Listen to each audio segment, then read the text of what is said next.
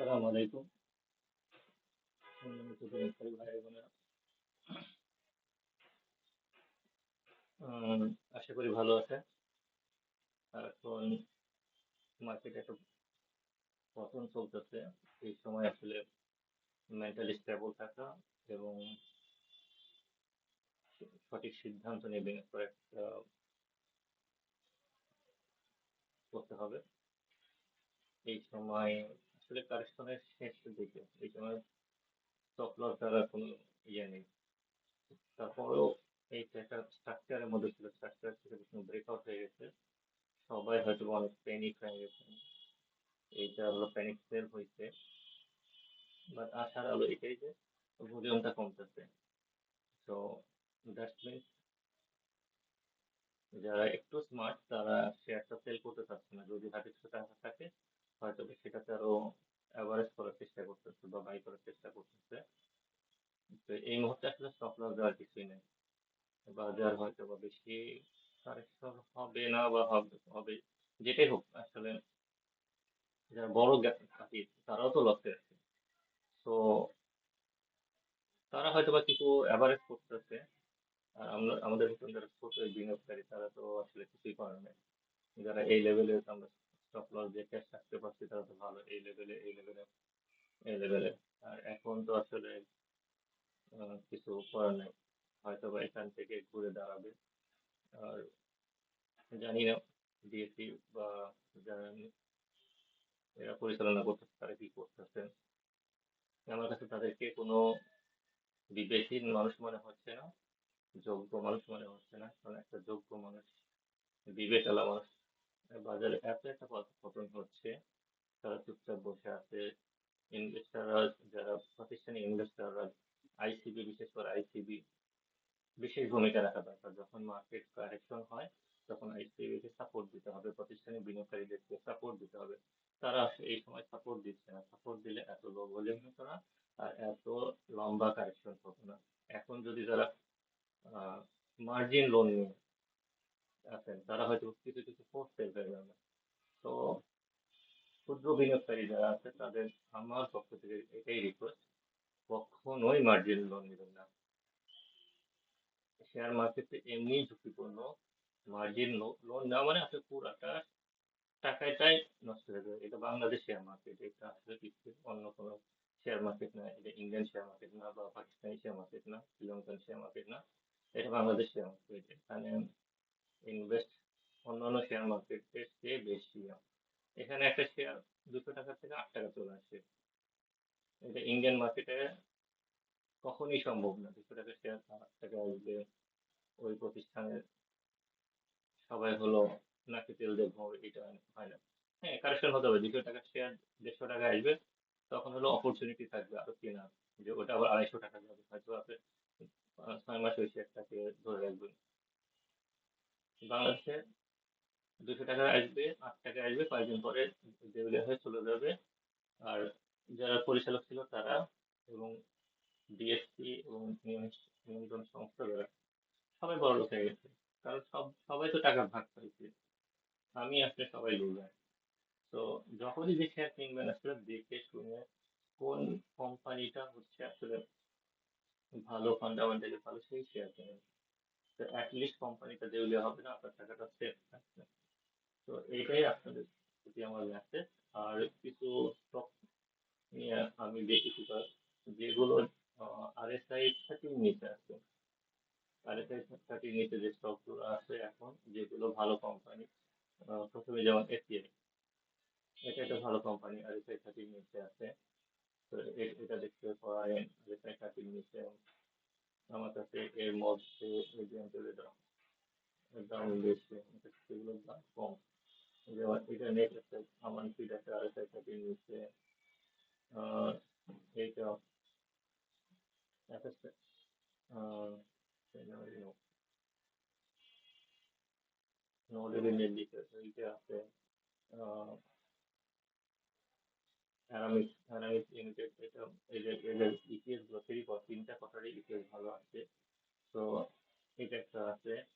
Bad BC, আসলে EPS গুলো খারাপ আসতেছে। এই পেজ গুলো খারাপ আসছে, তো আসলে কত খারাপ আসবে, এটা 7 টাকা, মোটামুটি 8 টাকা নেগেটিভ। এটা যদি এটা এবার 300% 30% প্রাইস দেয় তাহলে তো অনেক নিচে নামবে। তো এটা না দেখাই ভালো। ডিজিটাল কোড এইগুলো ফান্ডামেন্টালি অত বেশি ভালো না।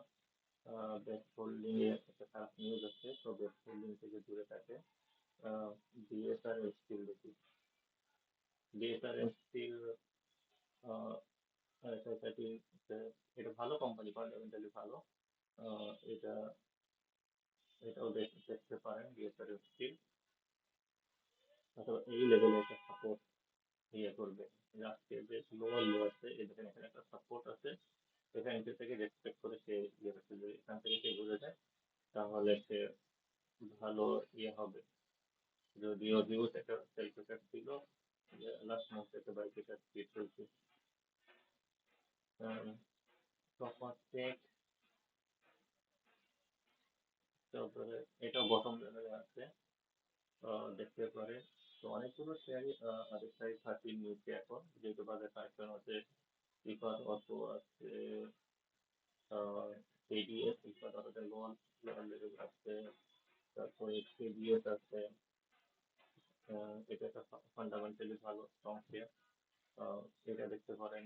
হেডেলবার্গ সিমেন্ট আছে, হেডেলবার্গ সিমেন্ট তার চেয়ে আমার কাছে মনে হয় জিপিএস ইস্পাত, জিপিএস ইস্পাত কোথায় বলে, জিপিএস ইস্পাতটাও দেখতে পারেন। এটা তো ইস্পাতের কোম্পানির মধ্যে আমার আমার যতটুকু জানা একটা ভালো কোম্পানি, যদিও এটা একটু খারাপ করতেছে, ইপিএস নেগেটিভ, এটার কারণে দামটা এই লেভেলে আছে। তো এটা যে লেভেলে আছে এখন বর্তমানে সেফ জোনে আছে এই লেভেলটা, অথবা এই লেভেলটা,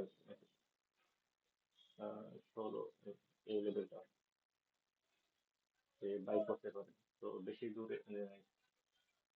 তো এটাও দেখতে পারেন। লেনদে বিডি, এটা অনেক ভালো স্ট্রং শেয়ার, তো দেখতে পারেন। মুন্নুর সেরামিক,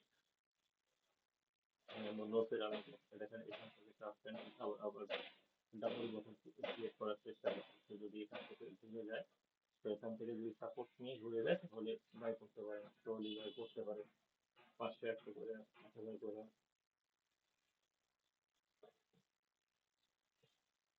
এইটাও দেখতে পারেন। না, এটা একটা ভালো আপট্রেন্ড গেছিল, এখন পরে এম পলিমার, এগুলো ভালো কোম্পানি, এম পলিমারও মোটামুটি ভালো কোম্পানি। তো প্রাইসটা ভালো ইয়ে লেভেল আছে, এটা 26 টাকার লো মনে ছিল, তো এখন হচ্ছে 26 টাকা, 2 টাকা। তো দেখেন এখানেও একটা সাপোর্ট দিতে পারে, এই লেভেলে একটা সাপোর্ট নিতে পারে, এই লেভেলটাতে একটা সাপোর্ট দিতে পারে। 27, 80, তারপরে 27, 10। তো দেখতে পারেন।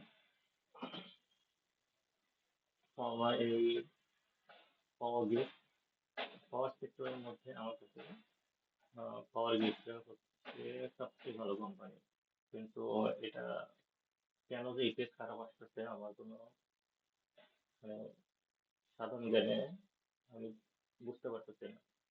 এত ভালো একটা কোম্পানি, সাহিত্য চালিত কোম্পানি, এবং পাওয়ার গ্রিড ছাড়া পাওয়ারের আসলে অস্তিত্বই নেই, সেই কোম্পানিটা লস করতেছে। এত বড় একটা কোম্পানি, নেট অ্যাসেট ভালো। তো এখন আসলে ডাউন ট্রেন্ডে আসছে, তো কোথায় যায় সেটা দেখতে হবে। তো এটা যেখানে স্টপ হবে সেখান থেকে যদি আপনি বাই করেন, এটা ভালো একটা প্রফিট আসবে। আগে স্টপ হতে হবে, সেটাকে একটা জায়গায় গিয়ে স্টপ হতে হবে, কিছুদিন সাইড ওয়েজে থাকবে, তারপর আস্তে আস্তে বাই করতে হবে। তো দেখতে হবে।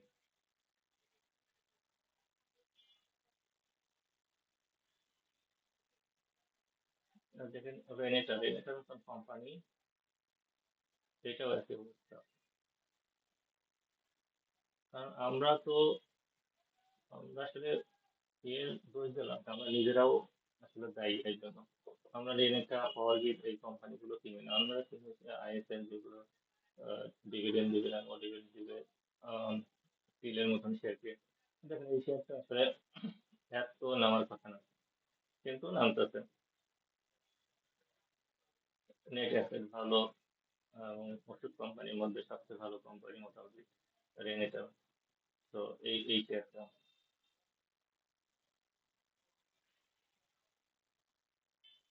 তো পরে দেখি। অনেকগুলো শেয়ারই আছে এখন RSI 30 নিচে। টেকনোডাক, টেকনোডাকটা আবার বাই করার মতন পজিশনে আসতেছে। দেখেন টেকনোডাকটাও উইকলি ভিউ আছে। এটা কত, 26 টাকা, 25 টাকা লেভেল ছিল, এখন 31 টাকা। তো এটা হয়তো এখানে একটা আহ, এই লেভেলে একটা সাপোর্ট পেয়ে 29 টাকা, 30 টাকা, 30 টাকা থেকে সাপোর্ট পেতে পারে। তো এটা যদি সাপোর্ট পায় তাহলে এখানে বাই করা যায় এটা। তো এরকম এই লেভেলে একটা, এই লেভেলটাতে একটা সাপোর্ট পাওয়ার কথা। না হলে তো আবার এই লেভেলে চলে আসবে, 28 টাকা লেভেলে। তো অল্প অল্প করে, যদিও বাইটা অল্প করে বাই দিতে হবে, যাতে এই লেভেলে আসলে আমি কিছু আরো বাই দিতে পারি। আর এই লেভেলের নিচে আসলে এটা আসতে তো পারে না, এটা হচ্ছে 30, আহ, ভালো ডিভিডেন্ড দেয়। তো ওই লেভেলের নিচে আসলে বাই করা যায়।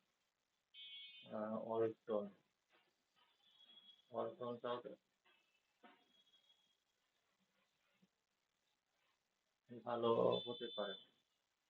দেখি আমি উইকলি দেখি।